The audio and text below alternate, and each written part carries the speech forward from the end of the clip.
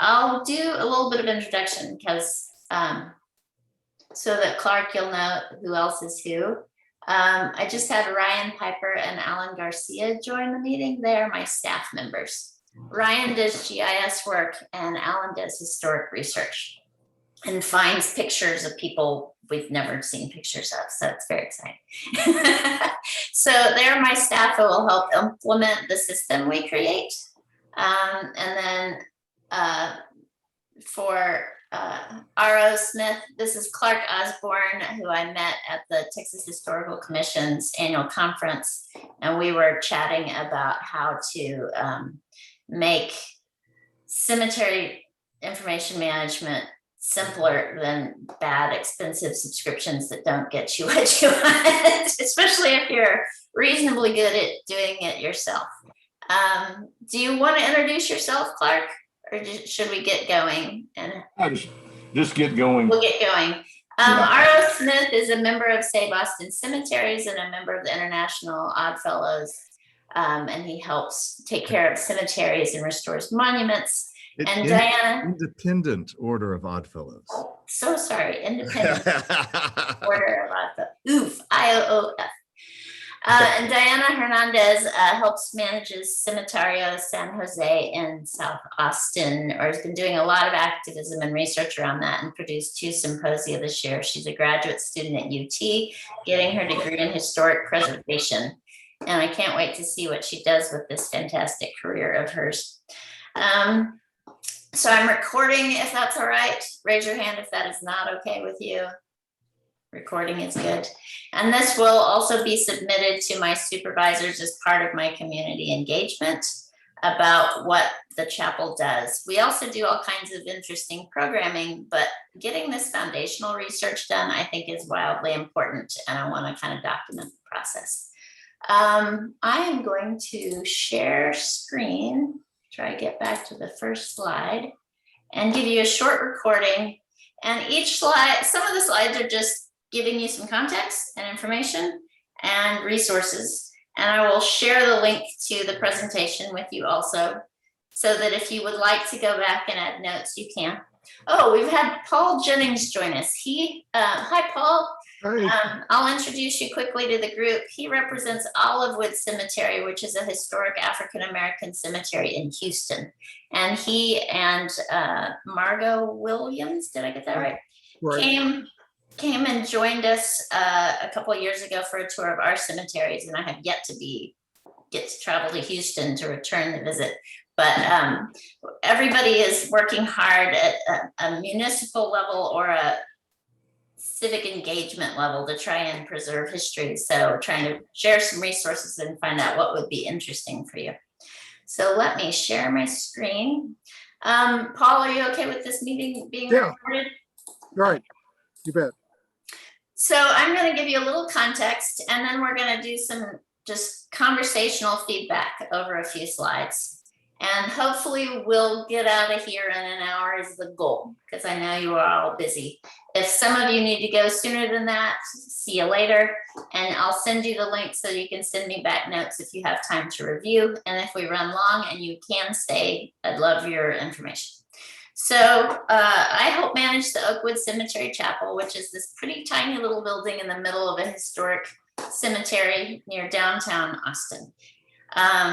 It is 40-ish acres, but it is one cemetery of 5 Austin cemeteries, which total 182 acres and about 80,000 burials. So figuring out for us how to get this right is kind of important. So we're here today to get your feedback on the kinds of data cemetery managers collect and to figure out which parts are interesting to the public instead of just every bit of detail.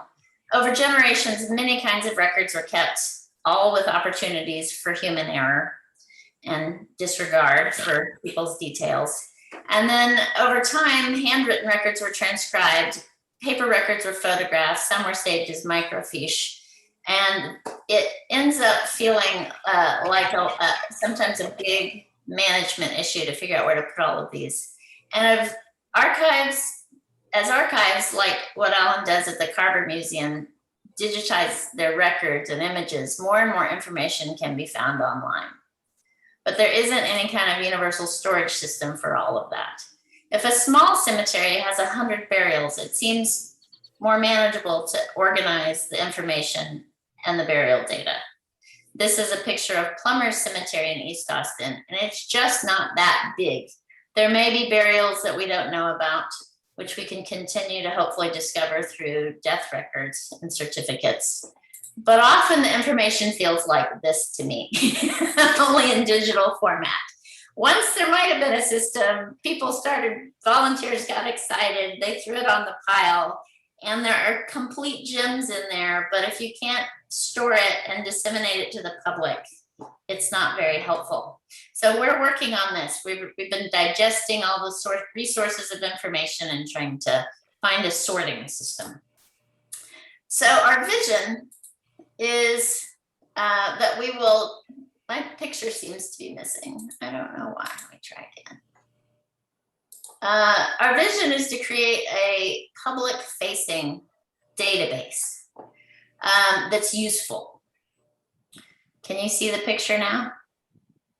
Okay, so we're trying to create a public-facing database that shares all the information we will continually gather. So this is a version that Ryan helped digitize. This is an aerial photo of Oakwood Cemetery, and the lots have been drawn and identified. We have not started inputting information about who and what is in those lots, but this is how it might iterate. We will eventually have point data for headstones, but this is a great way to kind of start putting things in the box or a pile, so to speak.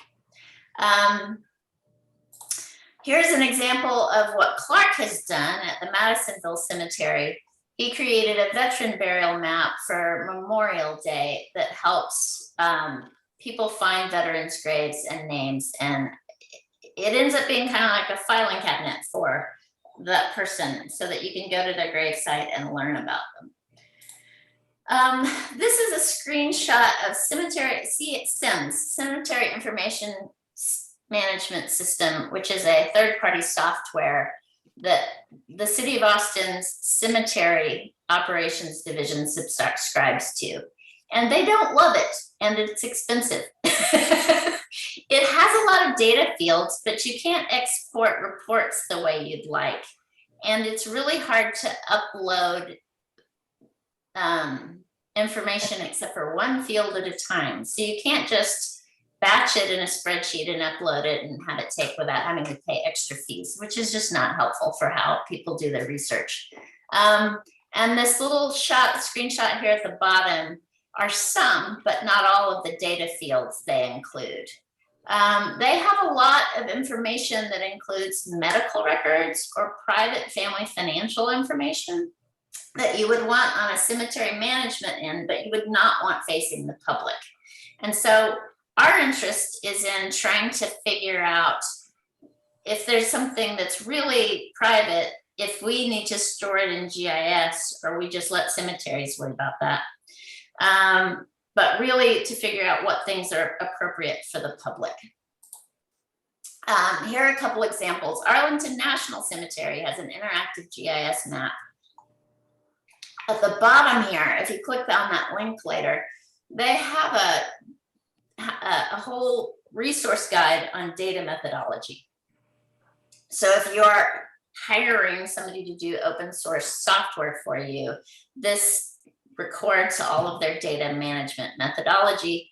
And then on the website, if you click on find a gravesite, it's searchable by very basic fields, which are names and dates, but not like by Purple Heart medal winners or awardees. So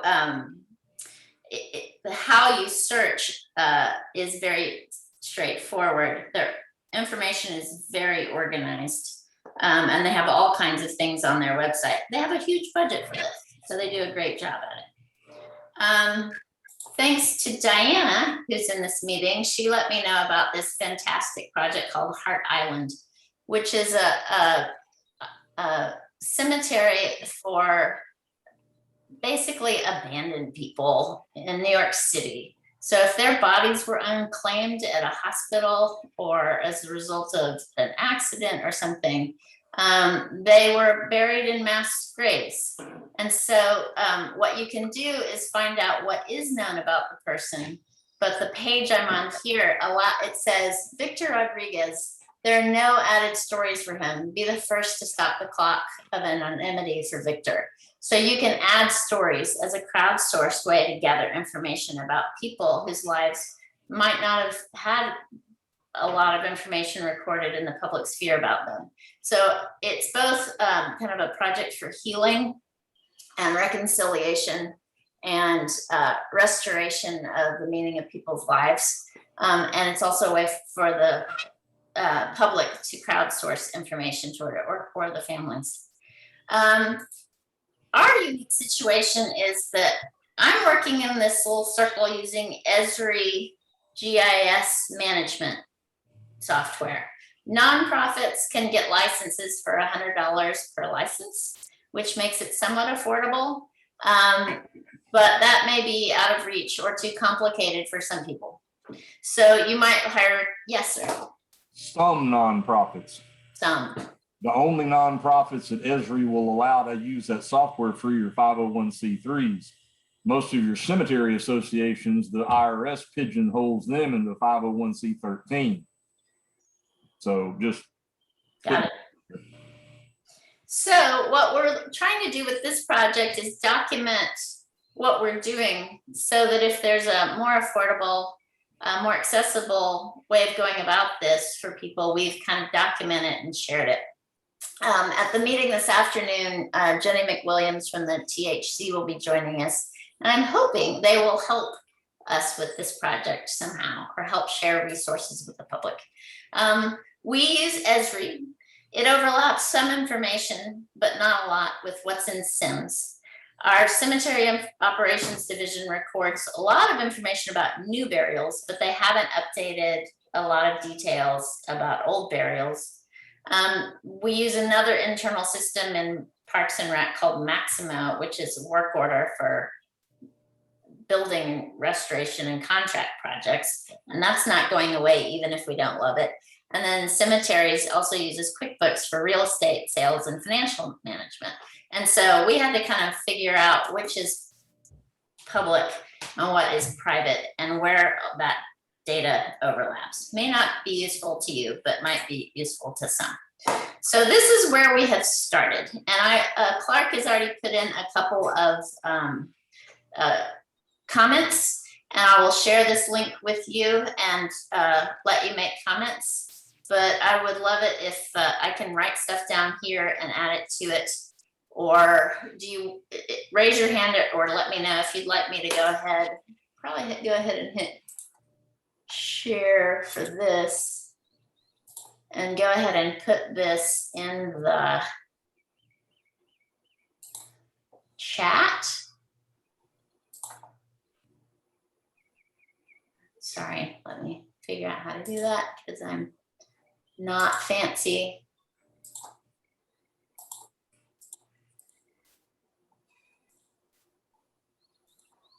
Here's the link to that document if you want to make your own notes now. And I'll also resend that by email afterwards.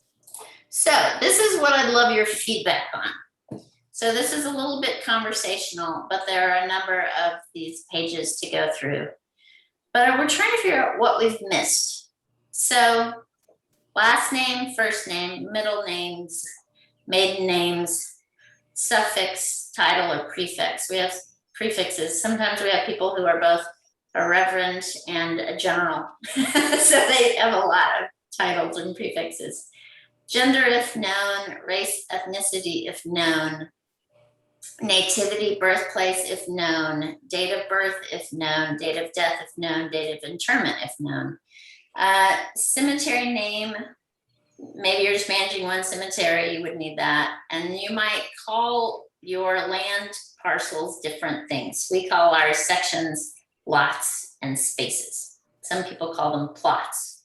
And then a place for text notes. Clark added nicknames, inscription, marriage date, marker type, size, material condition. So we'll get a little bit more in it. So this is just the basic who, dates, and where. Is there anything I'm missing from that any of you come across or see? Yes. I'm always interested in fraternal organizations and iconography, weird iconography on gravestones. We'll get to that in this. This is just the starting point. So we're going to go through a lot of that. Yeah. In the notes, I would like it to be even more granular, like organizational affiliation and also relationships, because a lot of gravestones will say son of or infant child of. Got it. Good point. Anybody else have some thoughts on that? Well, and then You might as well put place of death if known. But Good to know. an additional feature of the notes field, there's the notes about the person, and then there's notes about the grave, and those are different kinds of notes. Yep. Anything else before I go to the next slide? We have a lot of misspellings in multiple records, and so we are hoping to use notes in this particular area for various name spellings. Let's say the name Gutierrez could be spelled many different ways and then completely botched by the original handwritten Sexton records. Somebody couldn't even just hear Spanish at all.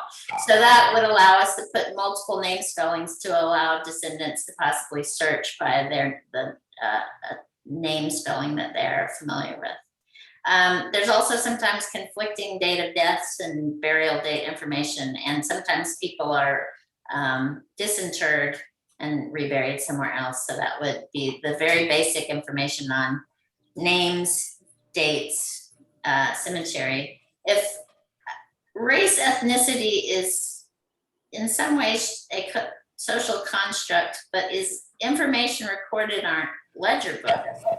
And so if you have any feedback about more appropriate language use there or vernacular, I'd be very happy to hear your suggestions.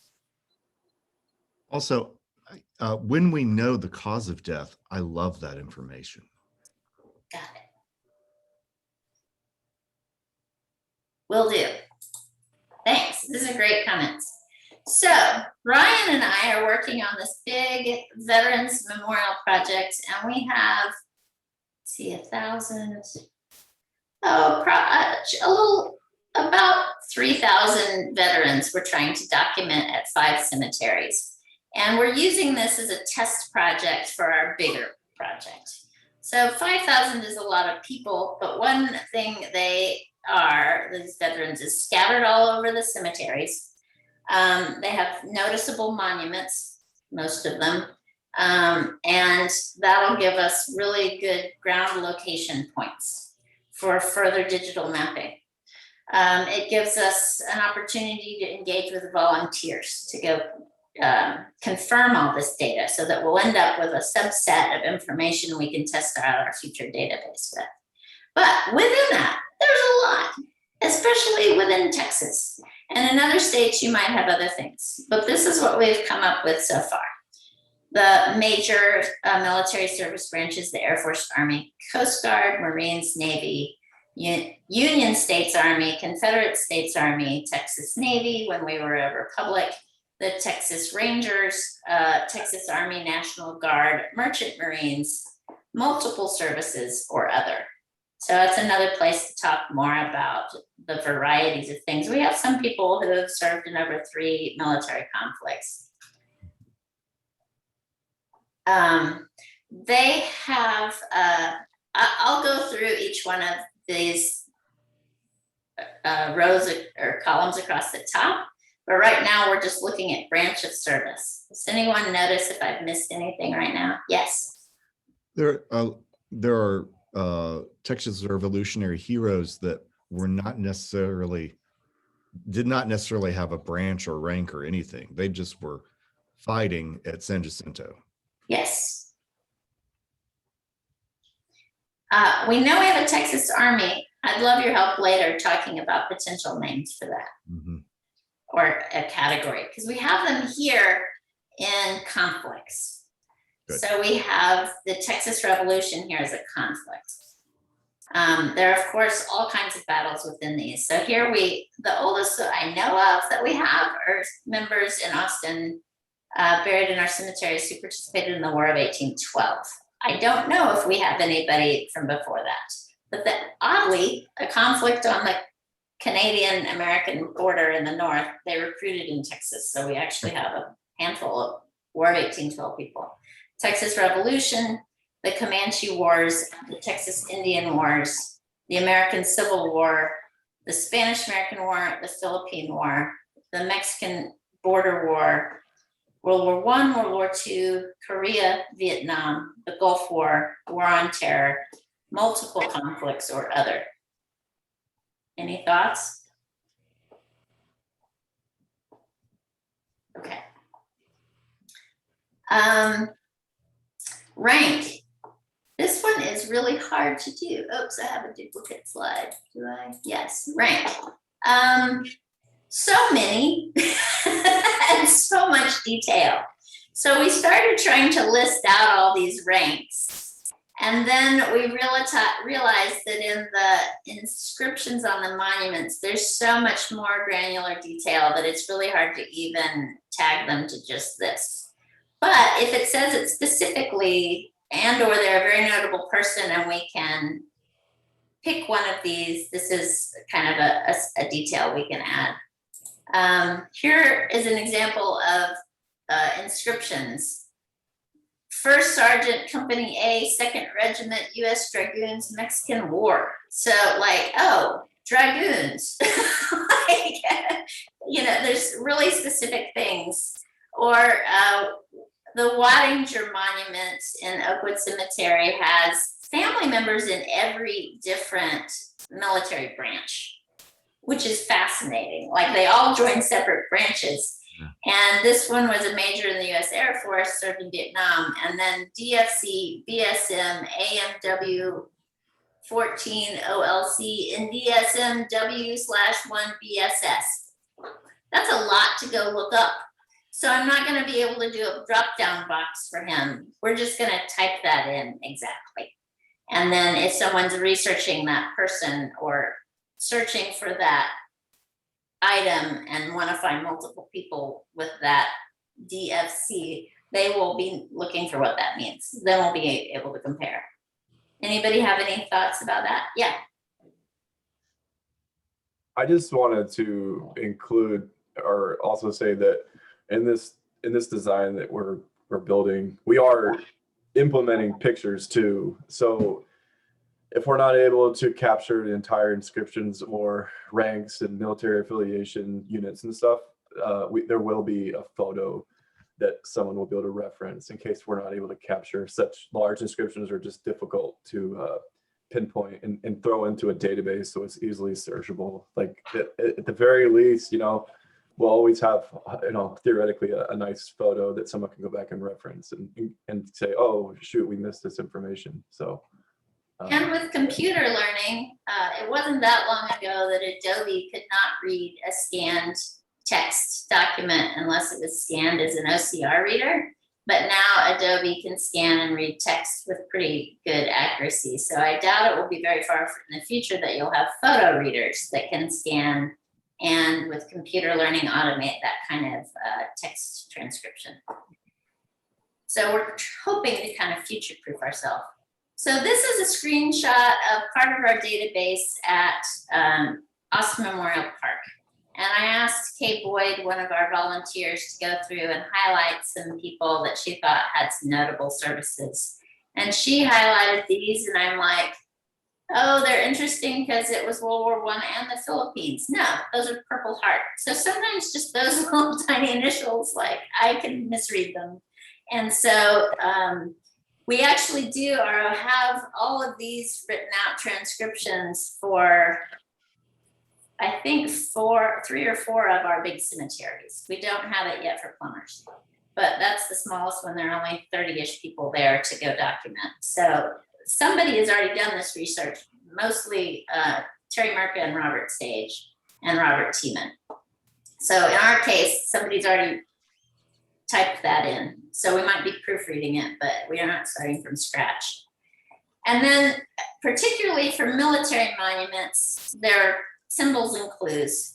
And so you're looking for type of military headstones. And we're right now producing a video by Tui Snyder to help people identify military stones and symbology. And then in this case of Norman Scales at Evergreen Cemetery, he was a Tuskegee Airman, which does not say that on his military monument, but he did receive the Distinguished Flying Cross. The front side of his monument is a traditional family monument, and so he had a bronze plaque adhered to the back of his family monument instead of one of these traditional marble stones. And then in some people, this is the Dietrich Monument at Oakwood, very idiosyncratic, handmade hand commission, and it has these very elaborate relief carving of cannons and cannonballs. So he served at San Jacinto, for example. Did I miss anything of what we could get here? That way we would put in information about the inscription, awards, Purple Heart, I'm not sure where to put POW. It might be awards for special service. We'll work on that. But do any of you have any thoughts on that? Anything I'm missing here?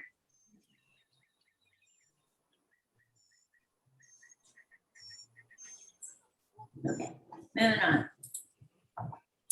So this is what Alan helps me a lot with. We try and find historic photos. This is a picture of Everett Gibbons that Alan recently scanned and uploaded for us from the Carver Archive.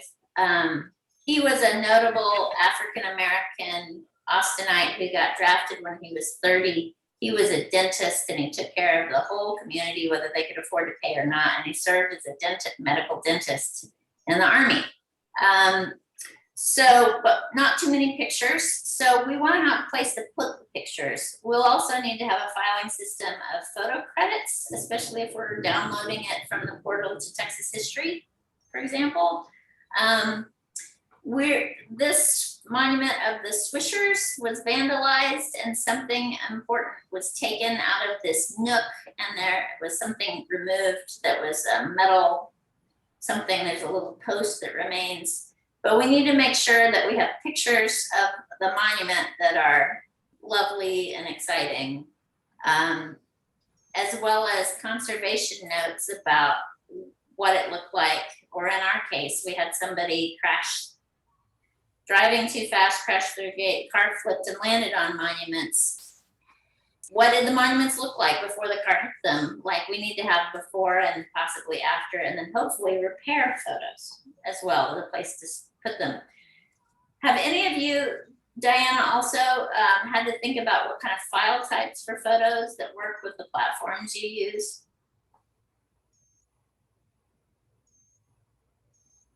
No, we haven't gotten that many pictures yet.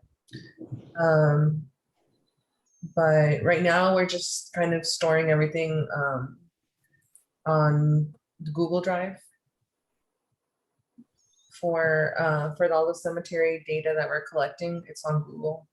Got it. Yeah, Google still has outward facing links that you can share to the public. Whereas once upon a time, I created a very large portfolio of photographs in Dropbox, and then they changed their terms of use. And now I would have to go through a refiling system to use my Dropbox photo public facing. So that's kind of an issue. So I'm interested in if there are other image file types. I know there are other things like TIFFs, but they're super high resolution and aren't great for the web. They're great for printing in archives. So if you think about this and have another few thoughts on image file types, that would be great to know. Then there's all this amazing information that, like, Alan found this funeral program for Mr. Bertrand Adams. And there's, of course, it's 4 pages, and on the inside, it tells all kinds of things about his family and his life and a biography, which are incredible resources. And for some cultures, African-American ones in Austin that we've seen so far, these funeral programs are an important place to find out all the biological information you can about somebody that might not be published at any other time. So funeral programs are really important. We would like to store them as a PDF so that you could see them as an image, but they're really a more readable file. And they might be multiple pages. So we would have public facing links as a PDF that have that. And then here is a military service record for one of the gentlemen buried at Evergreen Cemetery who's African American. And his military service card will tell us more about him than almost any other record. It's got his home address. It's got either his widow or another family member. It has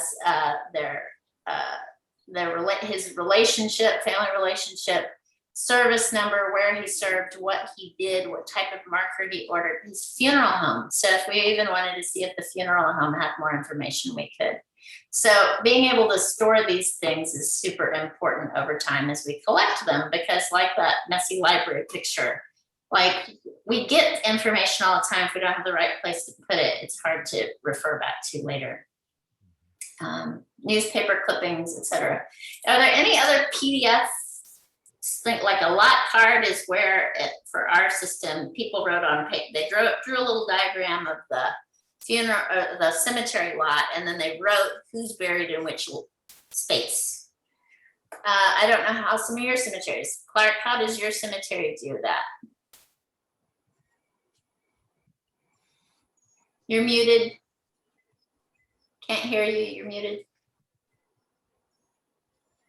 Sorry about that. We're just short on data. I mean, the data has been handed down over the years. I mean, probably some of the more successful that I've seen use, if they're doing it on paper, they're using the lot card. Okay. I mean, we do have a notebook that's got 2 sections in the notebook for each section of the cemetery. One's graphical, showing the layout, and then one's just a list of the interred, like you said. Yeah. Paul, do you have any information on what Olivewood has that you would like to store as you learned about people? Well, the story on Olivewood was that the cemetery was found in 1875, and then the Cemetery Association disappeared, collapsed, and we're not even sure exactly what happened. And we're not even sure when they went out of business and abandoned the cemetery. And there was some time in the Houston Chronicle, you start seeing notices in the early 1960s that there's abandoned bank accounts to the Cemetery Association. So something happened about then. So we have very, very little, and we have one ledger book. It's the only record we have of the entire cemetery it's being digitized right now. So we're picking up information wherever we can, looking through the Houston Chronicle about real estate transactions that show somebody buying a lot, for example. But we don't even have a mapping system. We don't know the section names and how the sections were numbered and the lots were numbered. So we're trying to piece these things together. I think we're going to have to come up with our own numbering system. We can't, at this point, we can't reconstruct the original cemetery's system. So it was about, and then the whole cemetery was abandoned and for about 30. So we don't have anything. We think there's about 4,000 people have looked back through have gone through the death certificates. And we think there's something like about 4,000 burials there. Wow. But we only have about 1,000 headstones. So the vast majority of our plots, based on the death certificates, are unmarked. So we would like to start right now with just the ability to where somebody calls us up and says, I have a relative at Olivewood, and we'd like to be able to tell them whether we think we have a record or not, and we think if there's a headstone or not. Got it. So you're getting started in this, yeah. We're very early, we're very early in the process. And we send people to find a grave where there's pictures of, if there's a headstone, there's a picture of it. And then hopefully some of us here recognize that headstone. But we need to first come up with some kind of gridding system. Yeah. Where we can put each one of these headstones in some kind of location that we can then send people to. Got it. Thanks. All right. Any other thoughts about PDF style documents that you've come across that need storing? Alan, do you have any opinions on that? I was gonna say I haven't seen very many of them, but we have a few receipts from the Tiers funeral home. They go back to the turn of the century. But yeah, it's a handful, and I haven't matched them yet with to see if it's one of our city-owned cemeteries, but yeah, that's another record, possibly. Yeah, because I don't know where, I guess that those receipts are still stored with the King Tiers family. Some of them are, Yeah. some of them got donated to cemetery operations. So Okay. we're trying to work with them to, it's like this, more data to digitize and then to file, so. But the Carver definitely has a handful, not a huge collection, but. Yeah, good to know. We also Mhm. have a limited number of funeral homes that cared for people of color and everyone else. And we want to, after we get an organization system, we might reach out to them one at a time and see what they have for historical records. Maybe they have databases that they could export by cemetery, and then we can check what we know against them. So. Mhm. I don't want to add to the pile until we sorted the pile. Right. So data fields in terms of links. This is a little also kind of a juicy part besides photos and obituaries and like where we get biographical data about people. This is where we get the story part of people.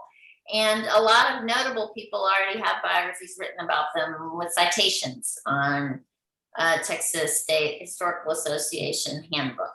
So we could cite that link instead of doing our own research. Our friends group wrote a book and created biographies of notable people. So we could put links to some of that. We do deep research and create Esri story maps and do long biographies. We might create a legacy map of a person to show where they were born, where they went to school, where they moved to, where they got married, where they moved again, where they got their first big job, like if there's a building named after them, where they died, where their gravesite is.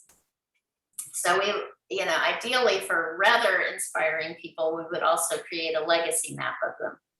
If in that original biography information we have their nativity or birthplace, then we could create a world map of just burial locations and birth locations and show how many people came to be buried in our cemetery from all over the world. So there's a little bit of ways that once you collect this data, you can play with it. But what if, for example, we hosted a memorial for a family and their family produced a lovely YouTube video of pictures. It's like a picture montage of the person's life. Well, if they're willing to share that with us, then we can upload that video to this as a link. And then later descendants can find it, or people researching that person's legacy could find it, or find lost relatives. I had a lady, I've encountered her at the kiosk at our cemetery. She had a backpack on, she was dressed for travel, and she'd just done DNA research and found out she had been adopted, and she found out who her family was.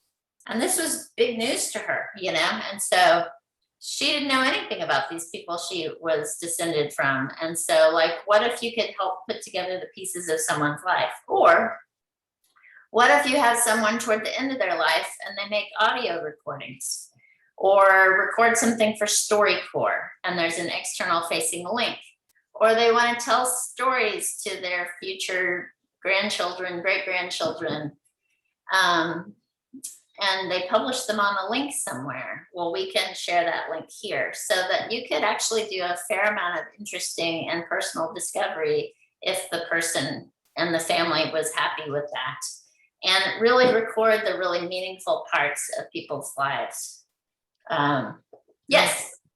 Well, even though we're at a very early stage, we have taken a few cuts of our databases such as they exist and come up with, for example, about 500 names of people that would have been alive on June 19th, 1865.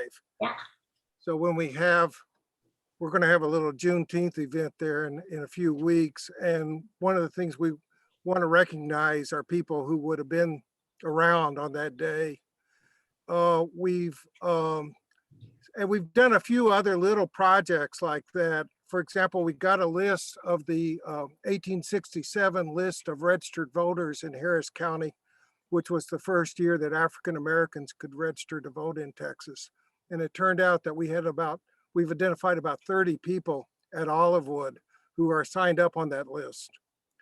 So, and including a number of our volunteers are direct descendants of those people. And that's kind of a cool thing that we like to point out. We've had in 1915, they published this book called the Red Book, which was a big description of the African-American community in Houston. So we went through that and picked out names that were at Olivewood. And so we have several hundred people there who, and then when we're able to find a descendant, we can hook them up to history, a published history sometimes of their family.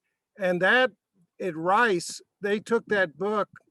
I think this woman, Nori Guthrie there, who's an archivist at Rice, then developed a big mapping thing where she developed maps based on where people lived, their occupations, what churches they went to. And we would like to hopefully we can show where they're buried, become a part of that mapping project. So we've got, we came up with a list of about 50 people who would have been alive in 1836. And again, so we're trying to find little pieces that we can break off maybe and then flesh out in the kind of thing that you're talking about here, flesh out a little bit more. And then, and it's very gratifying when we run into a descendant that can hook them up in that way. Yeah, that is where the really way to get engagement about your cemeteries lies, is in your way to do storytelling about it. Right. And to be able to sort the data and turn the data into a story. Like, now I know how to go search for all our Purple Heart military veterans. Like, oh, that's its own story. Or how many people served in 3 conflicts, that's its own story. Or, so yeah, like being able to put it together in a relevant story to make it interesting and newsy is what gets someone to do a media story about you. And then from there, you might get some new volunteers because, sorting databases and weed whacking is not always the most long-term commitment you can give people. You need fresh volunteers. Unfortunately, it's just about the only one that matters, though. Yeah. Weed whacking. Weed whacking is a real thing. It's a real thing. Are there any other things you can imagine in storytelling about your cemeteries? Websites, audio, video. Like, you might have a whole website on a person, like the Alan Lomax project is like a whole website on his whole legacy, Any other thing, Diana, you might imagine that I'm missing here, even though, of course, just websites is basically a link, but.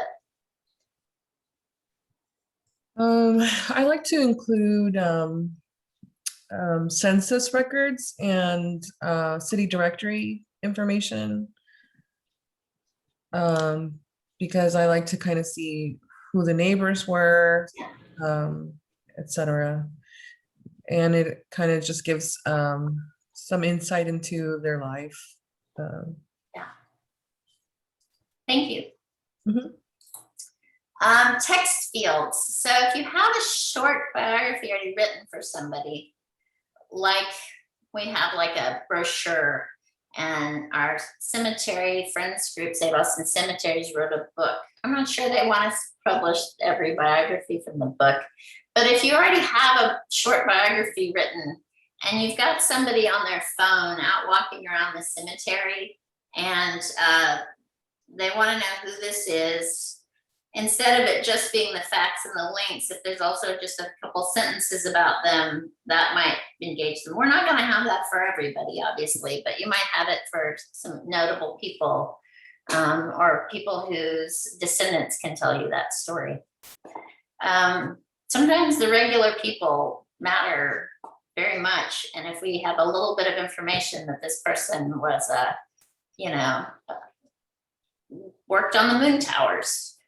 The moon towers in Austin are meaningful to people. So just being someone in the trades in that way is engaging, because not all of us are going to be fantastically special in our lives. Family notes might be, but I think, Ara, you're right. That might be part of the inscription on the monument, that they're the infant of or the brother of. But there might be a particular family story to tell about who this family was in Austin, like the Gant family, of which only one of the Gants was buried in Austin, because then they all spread out because of the Great Depression and died elsewhere.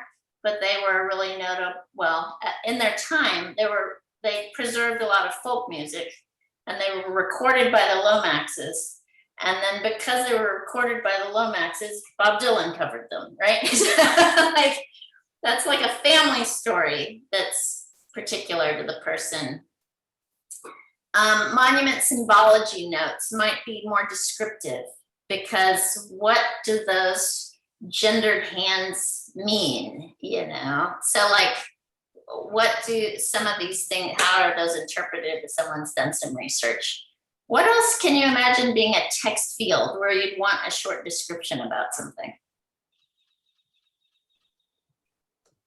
Well, I would love a separate field that would just record the initials of organizations that appear, so that I can search just that field and look for IOOF or the Masonic things or Okay. Knights of Pythias. Yeah. We have a number of graves that have specific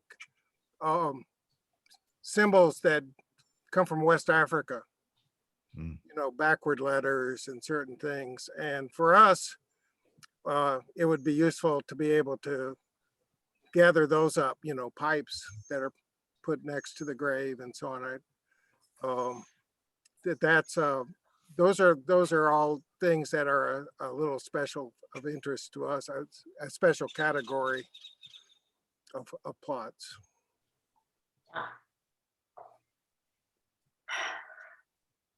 Would that fit okay under monument symbology notes? I think so. Okay. I think so.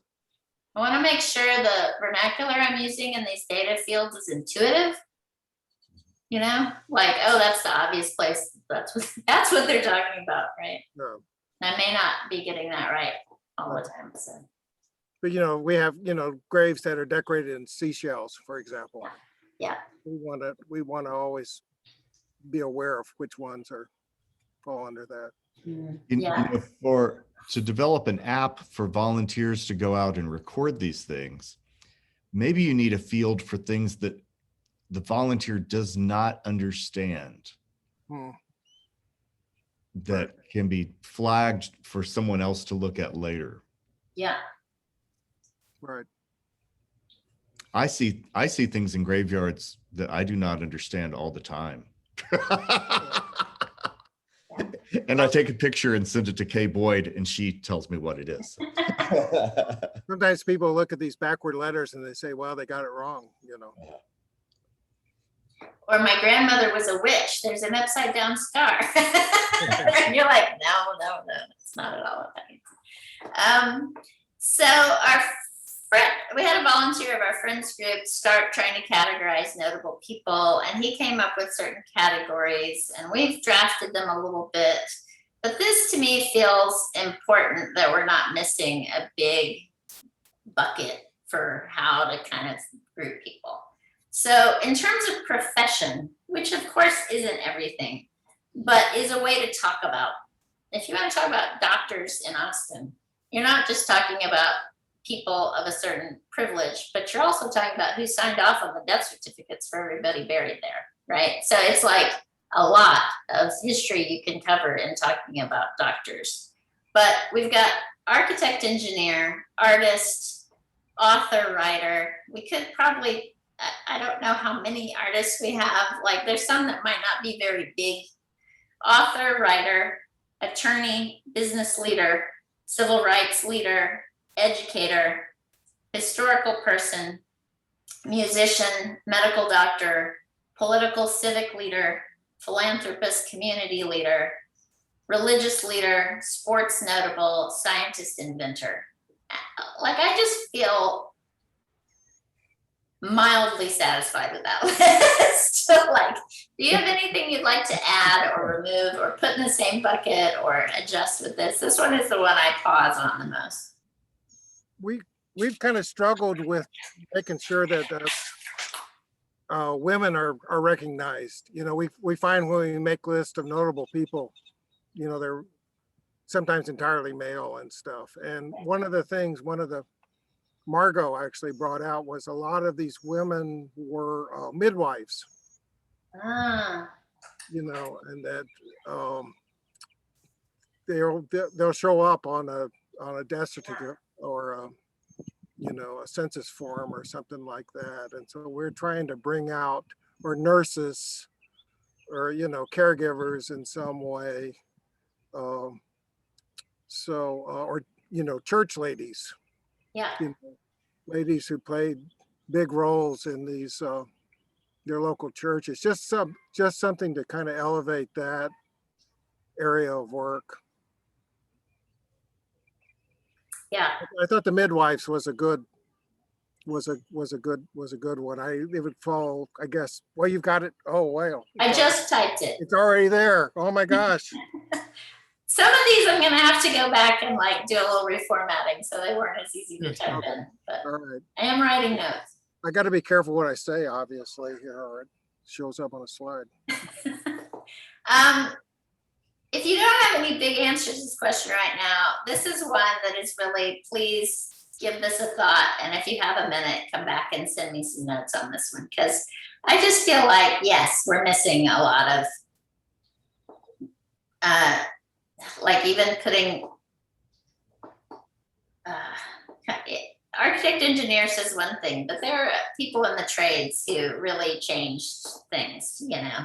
Built the railroad tracks, did this, built bridges, built the state capitol, you know, actual masons and builders. So one category that is kind of there, but public servant like firemen, policemen, people that died in line of duty. I don't know.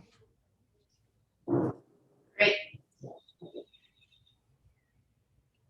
Anybody else have thoughts on that? Well, and then veteran. I mean, that's. Yeah. We have a whole big old database section about on that. veterans. We have detailed them out in great detail. We've not spent as much time on it. And then we have another group here on cultural history. And we've got like, they could be civil rights leaders, but that is saying a different thing. J.J. Seabrook is a civil rights leader. He's also an educator. You know, he did several things. You could also, like, these don't have to be one box people, you know, they could overlap. but there might be someone notable in African American history who doesn't quite fit that, you know, or might fit that plus music, or might fit this plus something else. So, or it's might just simply be notable that we know that that gentleman owned a grocery store on 6th Street, and we have a picture of it. That in itself is exciting African American history.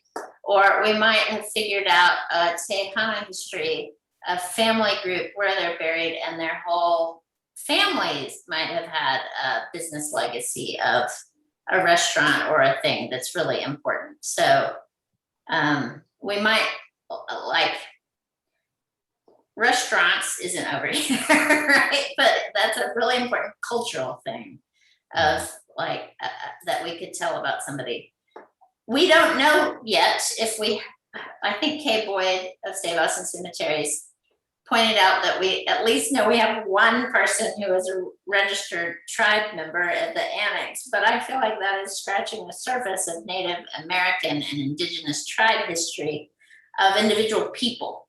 We can tell the bigger story of all the settlers in our cemetery are there due to the extermination, genocide, and removal of the Native people. But in terms of telling those individual people's stories, we're still trying to identify people who might have indigenous history. We have a number of people that we've identified who were born in Africa. Yeah. And so we try to highlight them a lot of Yeah. times because of their journey. Yeah. Texas Revolutionary history is covered in other places. Oh, there. Thank you. Yeah. Let me get to that next column. So women's history is a thing all its own. Sometimes to have been employed at all was notable, you know, or in some cases survived. It's one of my goals to do a big project on violence against women. And I'm not sure quite what category to put that in, you know, maybe difficult deaths. But we have 2 Jewish cemeteries managed by Congregation Beth Israel in our cemetery. We have a few people of Asian American descent. There might be other cultural groups we should represent here. Do you think I'm missing anything?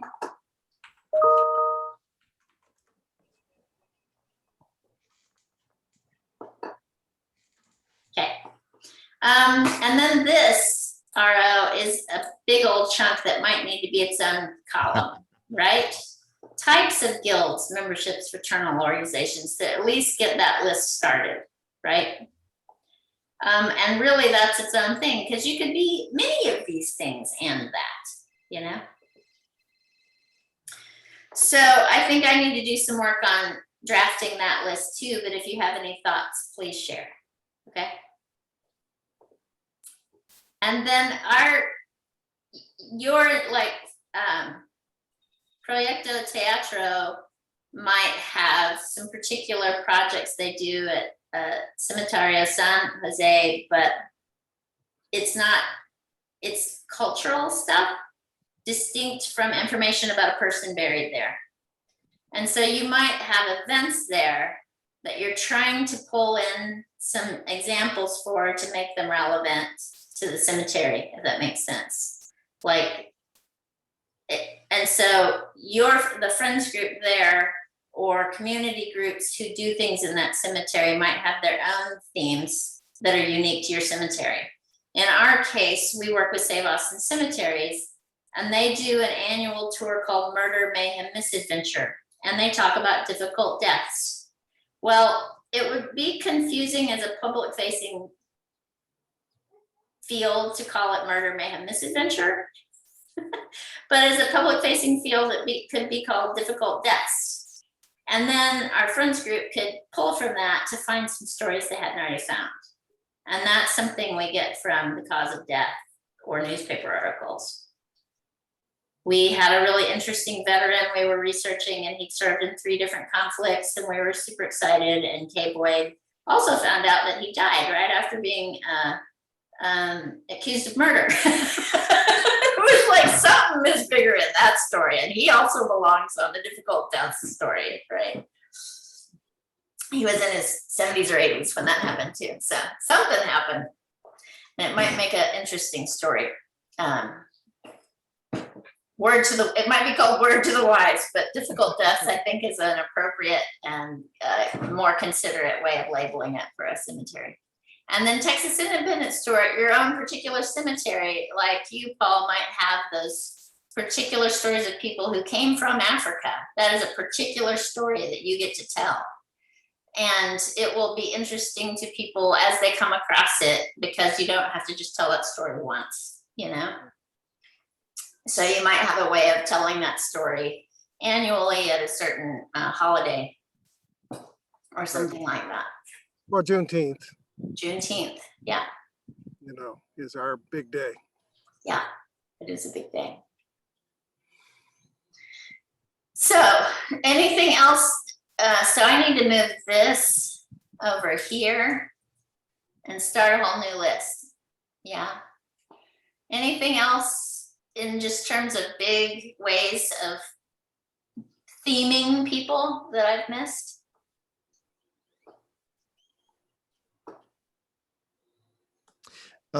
Maybe separate from the individuals, maybe a category to identify simply interesting gravestones. Yeah. Some people have very interesting gravestones and we know nothing about them. And so this would be a cemetery thing, not a person thing. Yeah. But it's still tied to that spot. Yes, yes, right. Is that my last slide? I'm going to go back here to this slide. Down here at the bottom, this is Sims actually sent me their data fields, and this is only a part of it. And if you're interested in it for your cemetery, if you're going to really go for this, email me. But they have all kinds of information about the location and the person, the sales agent, marker information, marker type, placement, if it has a foundation, its inscription, the vendor, you know, remarks and pictures. But for a historic cemetery, I think conservation is really important.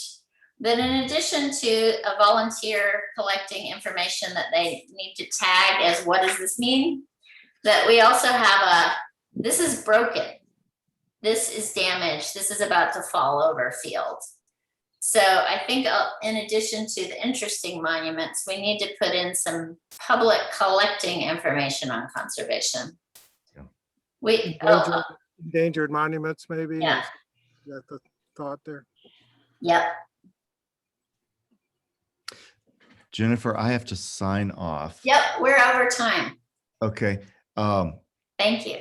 I'm all in favor of everything, and you do a great job. Let the record show. I'll also put that link in an email so you have it. Does anybody Okay. have any other further comments or ideas that you want to share here? And if not, you're welcome to reach out to me one-on-one. I did have one thought. Yeah. And that was to include, like, for your people, to include any possible prison records. Especially like because post-Civil War, like Reconstruction era, you start to see like mass incarceration of African Americans through for the convict leasing system. So prison records do become important during that time and on. So that's kind of something that I was thinking. I think that's important. Thanks. Mm-hmm. Anything else, anybody? I had a question, Jennifer. Have we ever talked about the To Serve project, recognizing folks that served in a conflict that wasn't a US war? Such as? Well, I came across a guy who was recorded in the newspaper as serving in the Mexican Revolution, who later settled in Austin. And so he ended up, when he passed away, he was buried in Assumption Cemetery. but I am pretty sure I found another record of someone who served in the Mexican military at that same time, who's in the annex. Uh-huh. But Find a Grave doesn't have a photo. That might be something we'd have to do for a survey. But his obituary is on the portal. So I don't know. Because I know the Mexican border conflict is one of our list of, conflicts that people served in, but just thinking of what we, how we create a different name for people who were on the other side, who, Though I am a daughter and granddaughter of veterans, I do not know my military history, so I am learning it right now. So great point. If you come across anybody else, please let me know other conflicts that we should include. You're totally right. Because I mean, there are folks who were born in Mexico, Mexican nationals, but then in the 1920s passed away in Austin. But yeah, their only military history is from their home country. Yeah. Some of those 19th century wars, but yeah, something else that we could include. Yeah. The Veterans Project. We definitely always have a field for other and notes. So we, there may be people from all over, right? It's served in all kinds of shit. Like we have somebody at the Austin Memorial Park who served in the British Royal Navy. That's going to be a notes or other, because there's just not going to be more than 2 to 5 of those people. So that's going to be, it'll still be searchable. We'll want to standardize it, but yeah, you're right. Cool. Well, I'll add that to our list of notable people. Fantastic. I really appreciate your time and your feedback. I'll send you the link. You're welcome to make comments on the document. You can, we can set a time to talk one-on-one if you want more. And then I look forward to documenting this process as we go through it over the next months and year. And if you are in your cemetery and organization, if you want to touch base, I'm here. And I'm hoping we're going to nudge the THC to also share our information, and maybe we'll present it at the conference next year so that it'll be out there for more people to use. So this is not just for us. So thank you for your feedback that will help us, but we hope that it helps inform lots of folks. All right. All right. Thanks, Jennifer. Thank you, everybody. Thanks for organizing this. Bye. Have a good day. You too.